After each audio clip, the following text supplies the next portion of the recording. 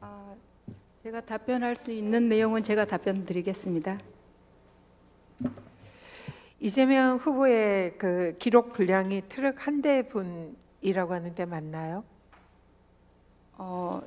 종이 기록으로 200책이 넘는 것으로만 알고 있습니다. 그건 직접 보지 못했군요. 네, 네, 약 7만여 페이지에 달하는 종이 기록이라고 합니다.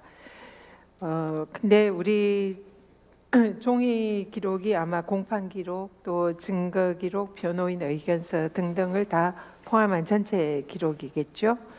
근데 아시다시피 우리 민법상의 문서는 원칙적으로 종이 문서를 의미합니다. 그런데 전자문서도 서서히 이제 허용되는 중이기는 합니다. 법원에서는 이런 전자문서 기록이 언제부터 법적으로 허용이 됐나요?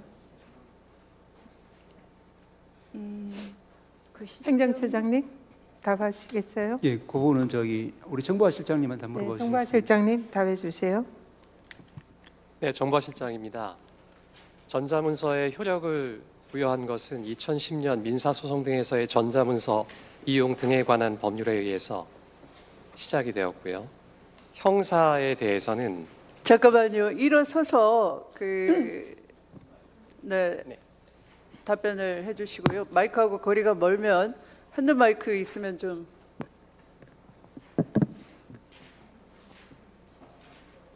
네, 정보화 실장입니다. 정보화 실장 원호식입니다. 민사에서는 2010년도부터 전자문서가 민사소송법상 종이문서와 동일한 효력을 갖게 되었습니다. 형사소송에서는 2025년 10월 10일부터 수사가 개시되는 사건부터 네, 전자문서로서의 효력이 있습니다. 알겠습니다. 감사합니다.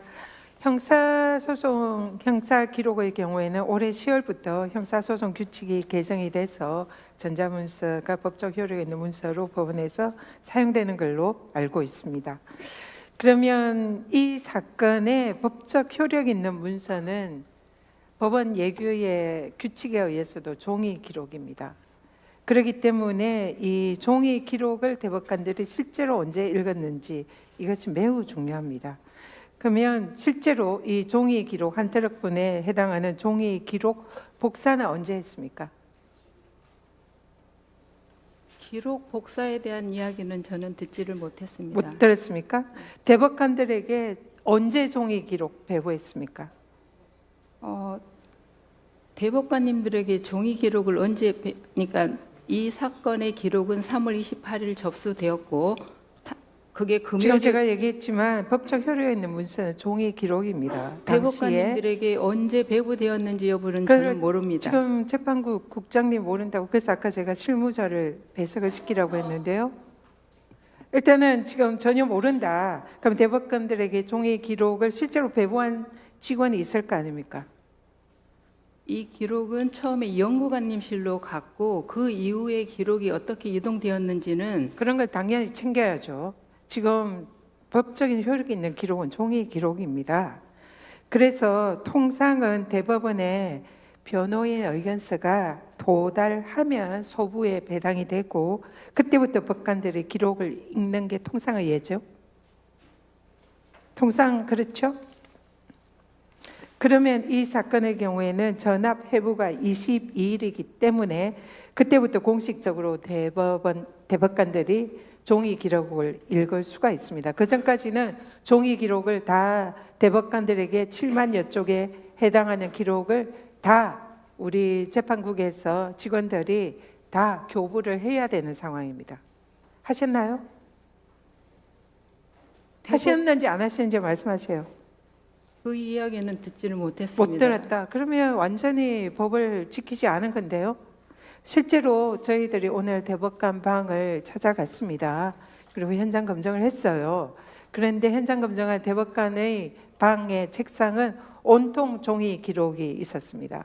그리고 지금도 아직도 형사 기록은 최근까지는 다 종이 기록으로 본다고 합니다. 그럼 당연히 이 사건 대법관들 종이 기록 보고 있었어야죠. 근데 그걸 담당자가 모른다고 하면 종이 기록이 배부가 안 됐다는 얘기입니까?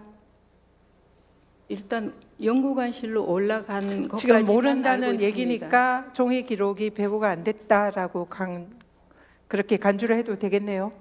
어, 확인해 보십시오. 가서 확인하고 다시 나중에 제가 묻겠습니다. 들어가십시오. 네. 행정처장님. 예, 지금 대법원 주장이 전압에 해부되자마자 기록을 읽었다라고 주장을 합니다. 그러면은 그 기록은 종이 기록이 아닌 걸로 보입니다. 방금 국장의 얘기에도 따라서. 그러면은 스캔본, 고등법원에서 올라온 스캔본 전자 기록을 읽었다고 추정이 됩니다. 스캔본 기록은 아까 정부와 실장도 얘기했지만 올해 10월부터 형사소송 규칙이 개정되면서 법적 효력이 있는 문서가 됐습니다. 그렇기 때문에 법적 효력이 없는 스캔본 기록을 설령 전압 해부 당시부터 읽었다 하더라도 그것은 법적 효력 없는 문서를 읽은 것이고 그것은 불법이다 이렇게 봅니다. 그래서 이런 불법적인 스캔 기록을 대법에 해부되자마자 누가 그것을 대법관들에게 읽으라고 지시했느냐? 누가 했다고 생각하세요? 한 가지만 먼저 말씀을 좀 드리겠습니다. 제가 묻는 것만 답하시고 그 다음에 말씀하십시오. 제가 보기에는 그 지시를 할 수 있는 사람은 조희대 대법원장밖에 없습니다. 재판에 대법원의 소송 기록이 접수되자마자 전압 해부도 되기 전에 이미 대법관들에게 스캔본 기록을 만약에 법원 판결문이 사실로 믿는다 하더라도 읽은 것은 스캔본 기록입니다. 그거는 종이 기록이 아니기 때문에 불법이고요. 그러한 불법적인 지시를 한 조희대 대법원장은 만약에 이 사실이라면 직권남용이다 이렇게 생각합니다. 어떻게 생각하세요? 예, 지난번에도 잠깐 말씀을 드렸지만 이제 상고 사건을 저희들이 볼 때는 이제 연구관들과 유기적 일체도 봅니다. 그래서 제일 검토하는 순서는 첫째는 이제 1심 판결, 2심 판결을 검토하면은 거기서 이제 어떤 것이 이제 법률적 쟁점인지가 나오고 그 다음에 이제 상고 요소는 대체로 1심, 2심에서 다투었던 쟁점에 대해서 다시 다투고 있습니다. 그 상고 사건 기록 검토의 첫 번째는 1심, 2심 판결 검토부터 시작됩니다. 그리고 그 나머지 제가 그걸 질문을 드린 게 아니죠. 이 왜 종이 기록이 언제 대법관들에게 배부가 됐는지 복사가 됐는지 근데 복사한 적이 없다라고 얘기를 하니까 종이 기록 자체가 대법관들에게 이 사안은 배부가 안 된 걸로 추정이 됩니다. 그렇다면 왜 이런 불법적인 스캔본 기록을 전압에 해부도 되기 전에 조희대 대법원장이 지시를 했는지 그렇다면 이거는 직권남용 아닌지 이것을 질문을 드리는 예, 그래서 겁니다. 조기 기록의 경우를 전제로 하더라도 그것은 이제 필요한 범위 내에서 저기 이제 1심, 2심 그리고 나중에 이제 그 상고 요소를 통해서 이제 압축되는 법률적인 쟁점에 대해서 법률심인 상고심으로서 그 필요한 부분에 한해서 이제 필요한 종이 기록 부분을 보기도 하는데 이 부분이 이제 예를 들면 연구관들을 통해서 보고서를 통해서 이제 그 사실관계를 정리해서 보기도 하고 또 필요한 처분 문서라든지 중요한 부분을 직접 이제 제가 묻는 질문에 대한 답을 하시는 건 아닌 것 같고요. 대법원에 아까 사무국이랑 한번 가서 살펴보십시오. 종이 기록을 언제 대법관들에게 배부했는지를 확인을 해서 다시 저에게 나중에 질의에 말씀 주시기 바랍니다. 이상입니다. 네, 수고하셨습니다. 다음 질의 순서